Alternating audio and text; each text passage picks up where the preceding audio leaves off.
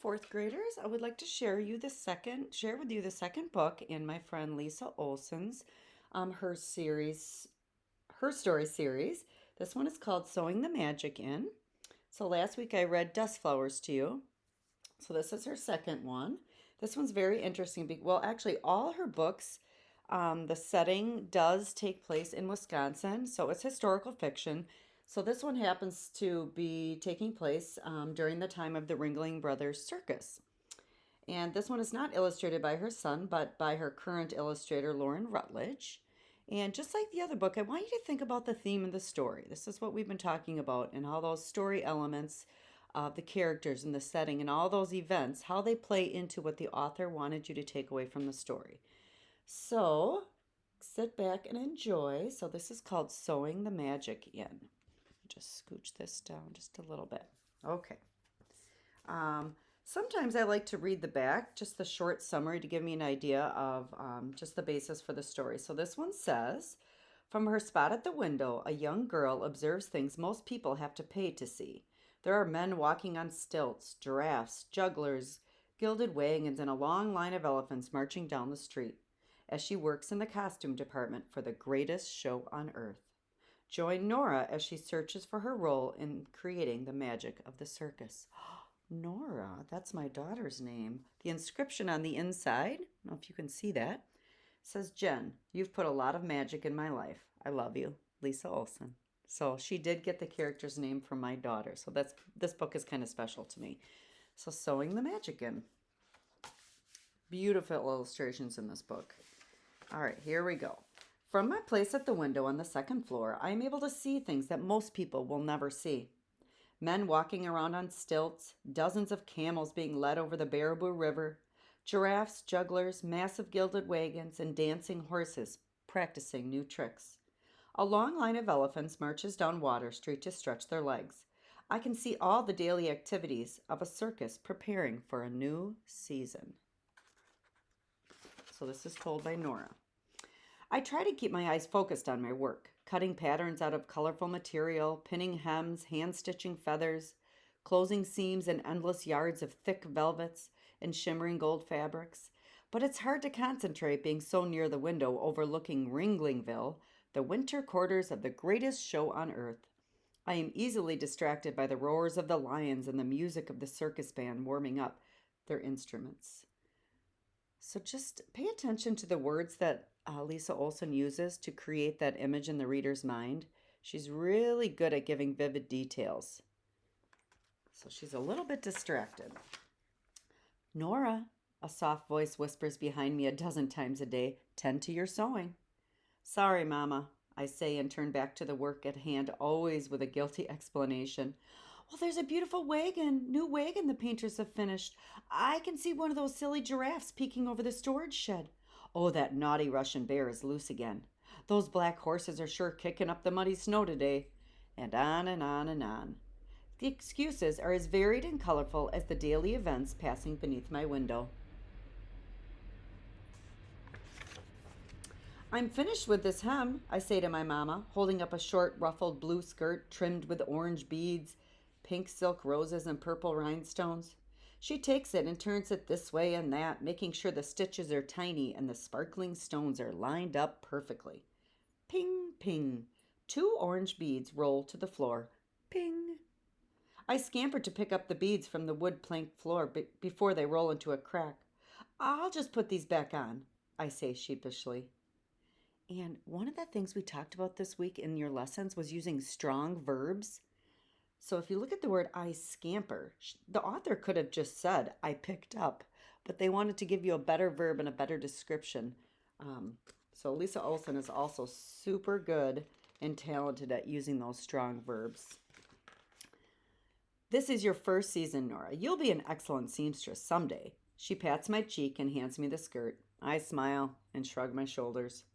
Only 14 more to go, she says, nodding toward the tall stack of identical blue skirts needing stones and hems. 14 more, I exclaim. I can feel my mouth drop open. 15 elephant riders, 15 costumes, she says, pushing a damp tendril of hair from her forehead. And if we get them done today, tomorrow we can start working on cutting out the 30 headdress patterns for the parade elephants. Oof, that's a lot of work ahead. What's on your mind, child? I turned guiltily from the window where I've been watching 4 bears twirling and dancing between the animal barns across the street. It's Miss Maggie, one of the senior seamstresses for the circus. Sorry, Miss Maggie, I say quickly, lowering my head to the basket of colorful hair bows needing hand-sewn sequins to make them twinkle. Come sit by me, child, she says kindly. I'll help you work on those.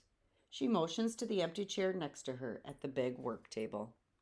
She's getting a little bit of help. Tiny beads can be tricky, Miss Maggie says, opening a big tin of sorted sequins. The varied colors catch the light and sparkle like boxes of tiny rainbows. I'll do the green bow, she says, and you work on the big red one. I'll take the folded ribbon from her, and with a handful of scarlet sequins, I copy her technique carefully. It is tedious work that makes your fingers sore and your eyes cross from focusing and refocusing on the tiny sewing needle working in and out of the satiny fabric. When I was your age, I had big dreams of working with the horses, she says after a time. I wanted to be the trainer for the Liberty Horse Act. Her eyes looked wistfully towards my window. Friends, give me 1 second to let the dog in. It's a little distracting. Give me 1 second, friends.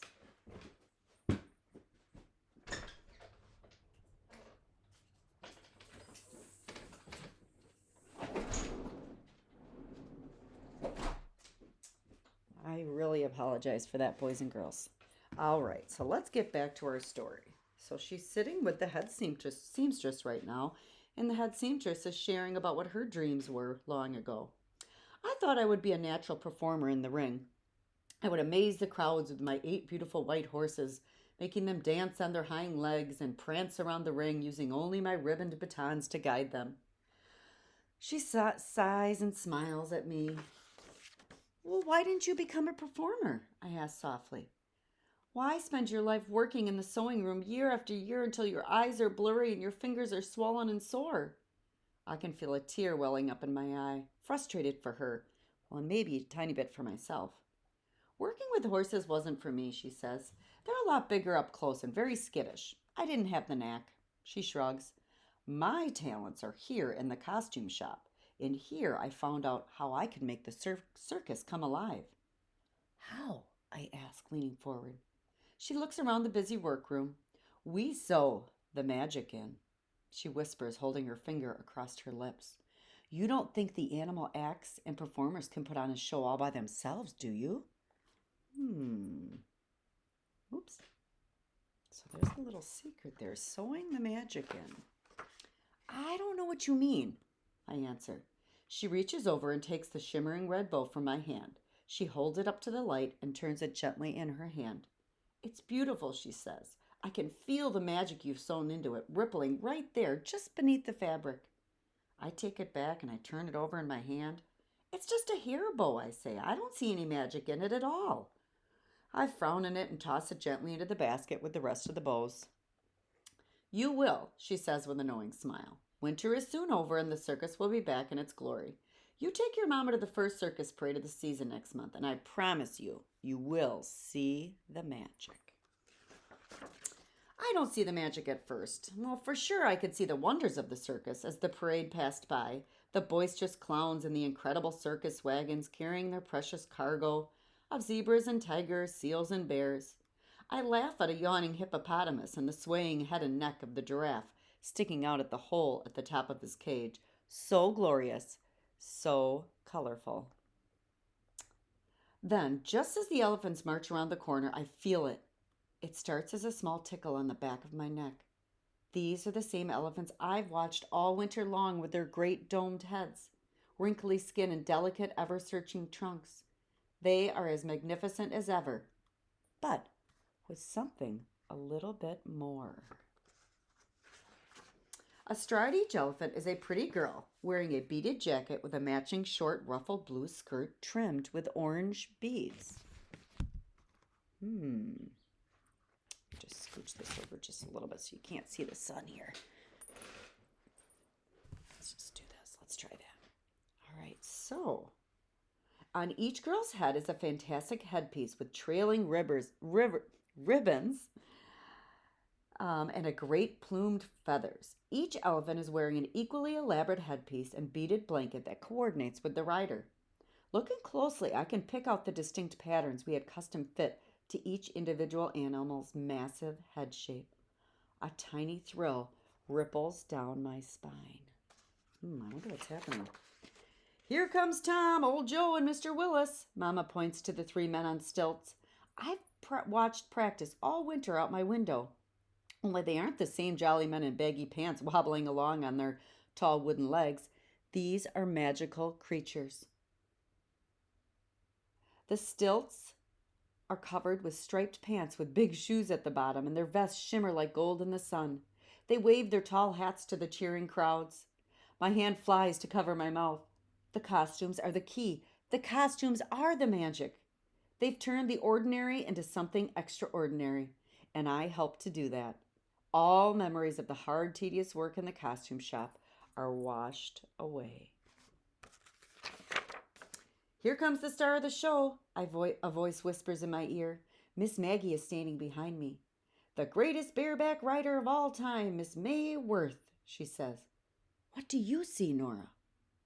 I see a beautiful girl in red slippers standing on the back of a magnificent white horse. Her red chiffon dress sparkles and swirls around her like glowing coals. I can see the magic shift and move within the fabric as she passes. Her hair is swept back with a big red satin bow trimmed with ruby sequins, the same shimmering bow that I had sewn with my own hands. I see a fairy princess, I say, a girl from a faraway land and her magic horse. And the magic? She asks. Can you see it? Yes, I say, grabbing her hand tightly. We've sewn the magic into the act. We sure did, child, she says. We sure did. I just hope I've sewn the seams tight enough to keep it in. My heart swells with pride as the greatest show on earth rumbles past. And that is sewing the magic in. So thinking about that theme, I'm not going to tell you what I think the theme is. I did come up with a couple that I thought Miss Lisa Olson was trying to convey to the reader. But we can talk a little bit more about this at morning meeting on Monday, because I want to hear your ideas of what the characters